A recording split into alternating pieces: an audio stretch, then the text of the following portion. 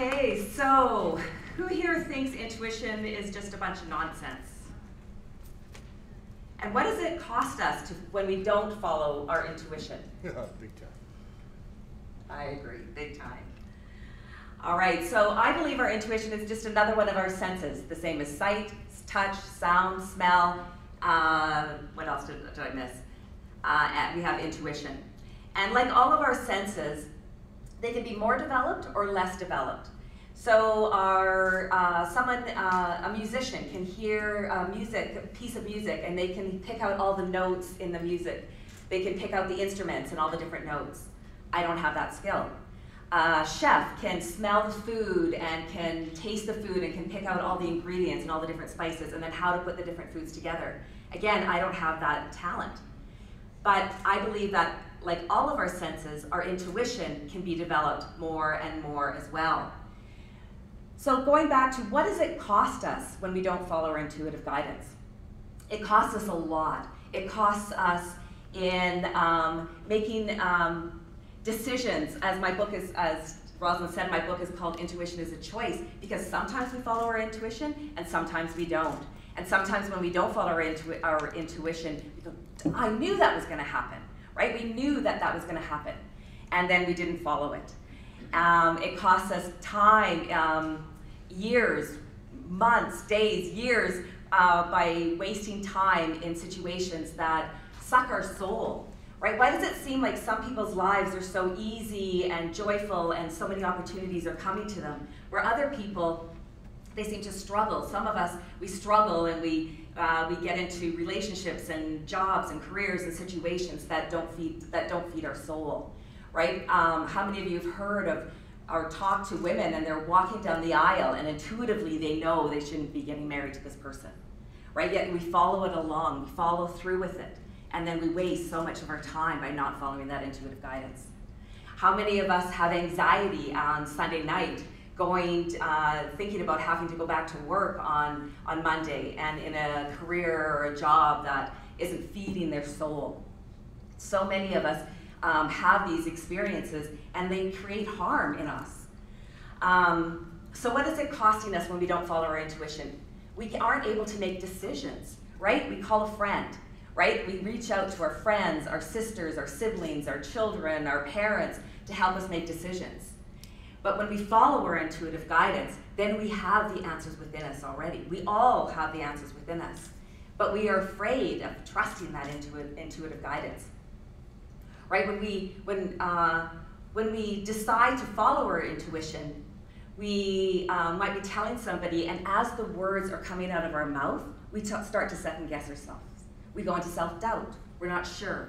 What if I'm wrong? Right? What if I'm wrong? What if I make a mistake? What if I see this as a failure or somebody else sees it as a failure? So this is what happens with us. And we keep staying in these jobs, staying in relationships that aren't feeding our soul.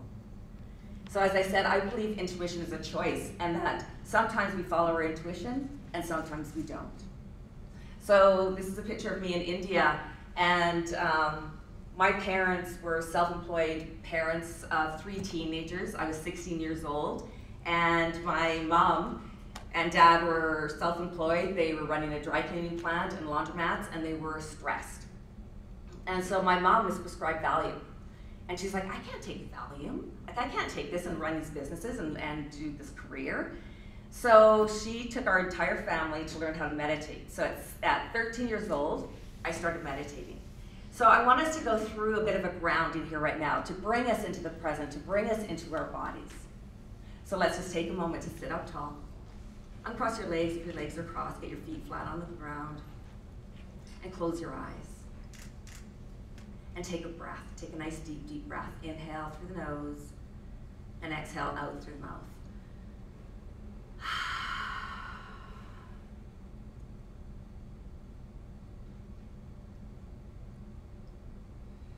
And just allowing yourself to drop into your body. Imagining yourself hovering above your body. And as you take another deep, deep exhalation, imagining yourself that's hovering above your body, imagining yourself dropping into your body. And as you land in your body, connect to all the sensations that you feel in your body. Just taking a moment to really arriving into your body, arriving into the space, arriving to whatever is here for you this morning, arriving to all of the possibilities. And in this place, taking this opportunity to connect to your vision. Have you been following your intuitive guidance, that inner knowing that you have? Have you been following that? Or are you one of those people that are in a relationship that doesn't feel right? In a situation that you know you need to get out of? Are you in a career or a job that doesn't feed your soul, that creates anxiety and harm within you?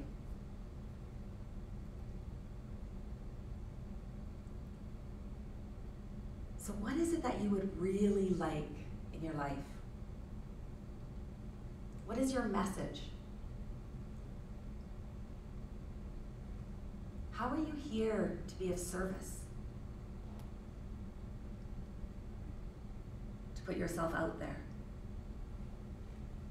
and to show up in your most authentic, truest form.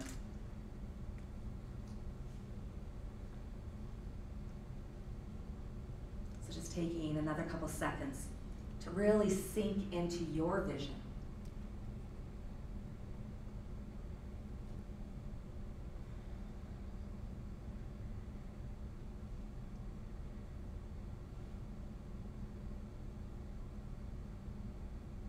And then when you're ready, just slowly opening your eyes or raising your gaze.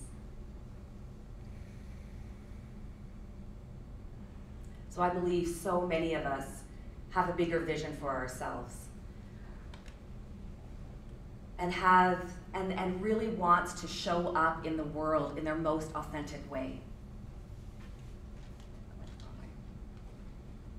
So as women, how many of you here have felt like you're here for something more? Right, I've been helping thousands of women and talking to thousands of women over the last decade, and we all have this part of ourselves inside of us that knows that we're here for something more, that we're here for our greatness, and that we have been told lifetimes, we have been continuously told over and over and over again that the way things are should be good enough. And I'm all about gratitude. So I am very grateful for my life, and I am all about gratitude. But even in my gratitude, I just know that there's something more, right? And we have this feeling, this intuitive part, this inner soul part of us that knows that we're here for greatness, right? That we have a message, that we have some way, some part of us that is unique to ourselves, that wants to get out, that wants to be shared with the world. I believe our intuition is our soul speaking to us. And it's when we get quiet that we can hear our intuitive guidance. All right, so again, who is here for something more? Who here knows that they're here for something more? Yeah, we just know it. We have that feeling, right? And so as a woman, and maybe you're an entrepreneur, maybe you're not, but what are the hats that you wear? As women, we try to do everything for everybody, right? We put ourselves out there and we give, we give, we give. So what are the hats that you wear? You're probably a daughter or a son, right? You might be a mother, a wife, a partner, a boss, an entrepreneur, an employer, an employee. So just taking this moment to connect to all the different hats that you wear. What are the hats that you wear? And did you take those hats on consciously and willingly? Right? Some of us haven't. Some of us didn't take on our hats willingly and consciously. Do you feel any resentment for your hats? right? We take them on and we keep giving to the world. We keep giving to our families, our communities, all of the organizations that we're involved in. We give, right? And so do we take them on consciously, or do we feel a little resentment for some of the hats? And how sick and tired are you of playing small, of putting your dreams on the back burners? Right? This is what we've been told as women. Put your dream on the back burner. You give, you give, you give. Well, I'm still waiting for the medal that you're supposed to get, right? What are we supposed to get by giving and not looking after ourselves? So as women, we need to connect to our worth, right? Here's an image of me doing a TED Talk. I know that I have a message that is important to get out there. And also, just like you, I have had accomplishments, right? So we have to remind ourselves of our worth. We need to keep continually connecting to our value and knowing our value, because we've had so many wins in our lives. We've had accomplishments, we've had wins that we need to reconnect with and go back to and remind ourselves. And so what are the repercussions that we have of not seeing your worth, right? We play small. We don't put ourselves out there. We don't charge what we're worth. We get paid less than men. We get stuck in a life where we're yearning for something more, and we know that there's something more out there, but then we get stuck and we think, okay, I guess I'm gonna just do this. This is gonna be good enough. And it doesn't mean that it ever stops, that we don't always get to the next level, right? We don't always go to that next level at this time, and then we get the messages, and then we take the step, right? And we harm ourselves over and over again by comparing ourselves to others. So here I am on the I guess your left, doing a dancer pose. A perfectly respectable dancer pose. I'm in my mid-50s, there I am, it's okay. Compared to this dancer pose, it's phenomenal. But does that mean I'm not going to ever do my dancer pose? Does that mean I'm not ever going to put myself out there and be seen, and am I going to keep comparing myself to others, and because they might be doing it better, or in my eyes, or they might be doing it in a different way, that I'm not going to put myself out there? No, it's important for us to continue to show up and just do the best that we can, and to see the value that we have to offer. I have had a client who became a yoga instructor, and she was taking her training and or finished her training, and she started teaching. And the two teacher trainers, they both talked a lot through the whole yoga classes, right? They talk a lot in their classes, or that's how she perceived it. And she felt she needed to do that, but she was a very, very quiet person. And she kept saying to me, I need to change the way I teach. I need to talk more. I need to talk more. And then I switched it on her and I said, what a gift it would be at 5:30 in the afternoon when you're finished work and you're going to a yoga class and there's silence, right? You don't have to change. You don't have to compare yourself to the other instructors. You don't have to do it their way. Do it the way you need to do it, right? And the more that we can put our messages out there and share our gifts with the world, all of our gifts are unique. And this is another thing, is that we don't always value our gifts because they come so easy to us, because we're so good at it, right? And so then we undervalue it. But I'm telling you, your gifts are unique to you, and you are amazing at it. Other people are not as good at it, right? They don't have that same talent that you have. Another client messaged me and said, hey Candace, I need your support. I'm doing my largest keynote next week to 700 people. I'm shitting my pants, going through imposter syndrome. I'm not good enough. I can't do this. Why would people want to listen to me? Right? This is how we feel. We go into this. Who am I? Who am I to do this? If you have time, can you please give me one piece of advice from your glorious intuition? I just need a little Candace wisdom. So as the good intuitive coach, I'm going to tell her, you got this, you can do this, I believe in you, you're going to be amazing. That's not the advice I gave her. The advice I gave her is, it's not about you. I told her, it's not about you. It's about the people that are going to be listening to your message. And it's those people, how it's going to impact them, and how they're going to take it into their world, and it's going to spread out to the other people around them. And then I told her she was amazing, she was born to do this, and all those cheerleading things as well. But when we can get out of our own way, so this is a prime example. You hear coaches tell you that all the time, you need to get out of your own way, you need to get out of your own way. But this is what I'm talking about, is that we think it's about us. It's not about us. It's about all of the people that need your support, that need to hear what you need to say. So in which roles, which of those hats do you really shine? Right, we talked about which are the ones that you resent. Which ones do you really, really shine in? And how can you really expand that more? How can you bring that out? How can you grow that part of you? Here I am on my book launch. Again, connecting to those experiences that were wins, that remind me that I can keep doing this, that I will hit this ceiling and then I will move to the next, and then to the next, and then to the next. So my background is I have a background in social work, and then I became a yoga therapist and a chakra therapist. Then I ran a studio for 17 years, and it was very successful. I was teaching and seeing clients and teaching workshops. So, and I really spent about a decade marrying together talk therapy with body, mind, spirit, right into a form of intuitive coaching.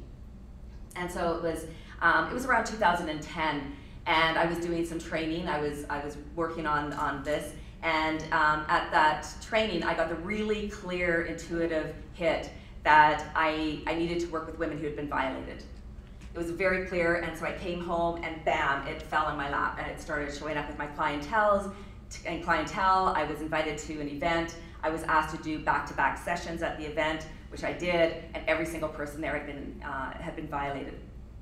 It showed up in a really, really real way. And so after 6 months of that, I was sitting on the deck with my husband, and I was telling him about this experience. And he said to me, he said, "Is that what you want? Is that what you want to do?" And remember, I had been a social worker, and I got burnt out as a social worker, right? And that's when I went into running a yoga studio and having a yoga studio. And so I looked at him and I thought, no, that isn't what I want to do right now. That isn't where I want to put my energy.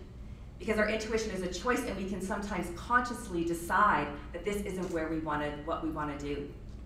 And so from that moment on, I stopped it energetically, and it stopped showing up in my clientele. Well, fast forward 2 years later, I got an email from the same organization that I had got the intuitive hit of the population I was to work with, and it was inviting me to be part of a global Seva challenge. Global meaning a country, Seva meaning to be of service, and challenge was I was asked to participate in raising $20,000 for victims of sex trafficking in India. I knew instantly I needed to do this. It was an intuitive hit. I knew I needed to do it immediately. That was my first thought. My second thought was, who am I to do this? Who am I? I'm not a fundraiser. I've never done anything like this in my entire life. What if I'm not good enough? What if I don't succeed? And then a couple days later, I was sitting on the hockey bench. Yes, I'm a hockey mom. And I was sitting on the hockey bench, and I looked to a friend and I said, I just don't want to be on my deathbed and wish that I had at least tried to raise that $20,000 for victims of sex trafficking in India. And so that was all I needed to hear. And so I signed up immediately and stepped into it. 9 months later, the $20,000 was raised, and as a result, I was going to be going to India. So I was getting ready to go to India. Another clear intuitive hit: sell your studio, let your studio go. Okay, I took a breath, and I decided I was going to sell my studio. Everybody thought I was crazy. My husband said, "What are you doing? You're only going to India for 5 weeks. What are you going to do? You love teaching yoga. You love teaching workshops, and you have a space to see clients. Why are you selling your studio?" I don't know, I'm just not doing it anymore. 2 days before I left to go to India, I handed over my keys to my studio. And I went to India, and I saw horrors that I would never want to see again, or I would see them again, but I wouldn't want horrors that I never expected. And I was a social worker, so I had seen a lot. And I came back, and I shifted between anger, so much anger, and hopelessness, right? And I'm very positive. I don't go into hopelessness very often, right? I like my rose-colored glasses, thank you very much. And so I kept shifting. And so I would give myself a timeline. Okay, every day you get half an hour to be pissed off and be angry, and you get half an hour to cry and feel like things are hopeless. And then you need to pick things up. And so I did that for months. But what it did is it opened up time and space for me to write my book, to create a deck of oracle cards, and to start getting my word out there in a bigger way than in the studio, right? And so we move through these challenges, and we move through these our intuitive hits, not with ease and grace as much as I would like it to be. Our ego keeps us in ease, right? Our ego wants to keep us safe and protected and doing the same thing all the time. It's our soul, it's our intuition that wants us to soar and to really get out there and to put ourselves out there. So I am telling you that you are enough, that you are enough to do whatever it is that comes into your mailbox, your emails, or into your vision, or into your inspiration, your third eye of ideas, and that you want to take inspired action on, that you are enough. And so, again, what is it costing you by not following your intuition? How much do we leave on the table, right? You hear this, how much money did you leave on the table by not following your intuitive guidance, right? And how do we measure wealth? Well, I measure wealth by money, that's part of it, and opportunities, experiences, relationships, all of that. But it is part of, our world is ran by money, right? Money is energy. Right? Or I like to, we hear this often, that money is energy, but what really connected with me when money is currency. Because when I think of that, when I think of somebody plugging in to my experiences, my wisdom, my intuition, that is worth a lot. And we all have a money story. We have those limiting beliefs, and what do we go through? What do we, I have to work hard for money, all those limiting beliefs that don't serve us. But what if we can take those limiting beliefs and make them, and put an and? I'm a good person and a wealthy person. I'm a rich person and I have healthy relationships. I'm a generous person and a wealthy person. I'm a happy person and a wealthy person. I can be rich, successful, and so can my friends and family, and so can you. Right? There isn't any limitations, right? We all can have it. And it's never too late, right? We have those limiting beliefs that it's never too late, right? How easy would it have been for me to stay in my yoga studio and continue to do that day in and day out when intuitively I knew there was something more? And then when we get to that next level, we get to that next spot, then there's something more. There's something else that inspires us to keep moving forward and keep changing and growing and expanding.